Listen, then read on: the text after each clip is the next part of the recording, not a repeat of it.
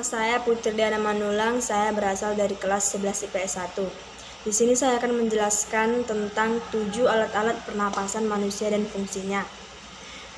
Tahukah Anda di mana oksigen berasal? Atau pernahkah Anda bertanya dari mana karbon dioksida berasal? Oksigen berasal dari tumbuhan sebagai zat sisa hasil fotosintesis. Begitu pula kebalikannya. Karbon dioksida berasal dari manusia sebagai zat sisa yang berasal dari tubuhnya. Ya, antara manusia dan tumbuhan terjadi suatu kerjasama yang saling menguntungkan. Manusia membutuhkan oksigen untuk bernapas dan kebalikannya membutuhkan karbon dioksida. Agar dapat bernapas, manusia tentu membutuhkan alat pernapasan yang diantaranya yang pertama hidung atau evapum navalis. Hidung merupakan alat pernapasan manusia yang paling terlihat dengan jelas. Posisinya berada di luar dan ini yang merupakan alat pernapasan pertama yang dilalui udara. Di dalam lubang hidung terdapat rambut halus dan selaput lendir dengan tugas menyaring udara yang masuk dan mengeluarkan partikel-partikel yang tak dibutuhkan. Ada juga yang disebut konka yang memiliki banyak kapiler darah dengan tugas utama menghangatkan udara yang masuk. 2. Faring atau tenggorokan.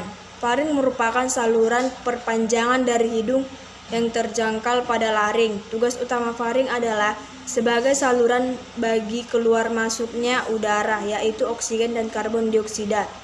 Peran-peran lainnya dari faring adalah sebagai saluran bagi makanan atau minuman untuk masuk ke dalam tubuh manusia. Selain itu, dengan adanya faring, pita suara yang terletak di laring menjadi bergetar ketika manusia berbicara karena adanya udara yang keluar masuk sehingga terdengar sebagai suara. Ketiga, laring atau pangkal tenggorokan. Laring adalah saluran pernapasan atau trakea, fungsi menelan makanan, fungsi respirasi atau pernapasan serta memproduksi suara. Yang keempat, trakea atau batang tenggorokan. Trakea merupakan perpanjangan dari faring dan tersusun dari tulang rawan yang memanjang dari leher hingga 10 rongga dada dengan panjang kurang lebih 10 cm. Trakea dilapisi oleh selaput lendir serta sel-sel bersisila yang bertugas menahan kotoran dari udara hingga tidak menembus paru-paru. 5. Bronkus. Paru-paru dan trakea dihubungkan oleh bronkus. Bronkus terbagi menjadi 2, yang satu berada di paru-paru kanan dan satu lagi di paru-paru kiri. Struktur bronkus berupa tulang rawan dan dengan otot-otot halus dan bercabang lagi menjadi bagian kecil-kecil yang disebut bronkiolus. Seperti bronkus, bronkiolus tidak tersusun atas tulang rawan dan berdinding tipis. Yang keenam, pulmo atau paru-paru. Fungsi paru-paru selain sebagai bagian dari sistem respirasi juga memiliki fungsi dalam sistem ekskresi, yaitu mengeluarkan karbon dioksida sebagai hasil metabolisme dalam tubuh oleh tulang rusuk. Ketika udara telah berada di bronkus, ini berarti udara telah siap untuk diedarkan ke setiap bagian paru-paru yang akan dilaksanakan oleh bronkiolus.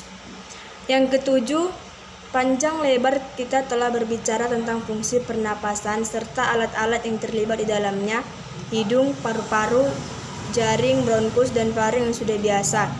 Berbicara tentang bronkiolus tentu tak biasa karena sering terlupakan sebagai bagian penting dari sistem pernapasan karena bentuknya yang kecil sehingga bronkiolus sering terlibat dalam pembahasan tentang sistem pernapasan tapi dalam skala kecil dan tidak mendetail. Demikianlah yang dapat saya sampaikan. Sekian dan terima kasih.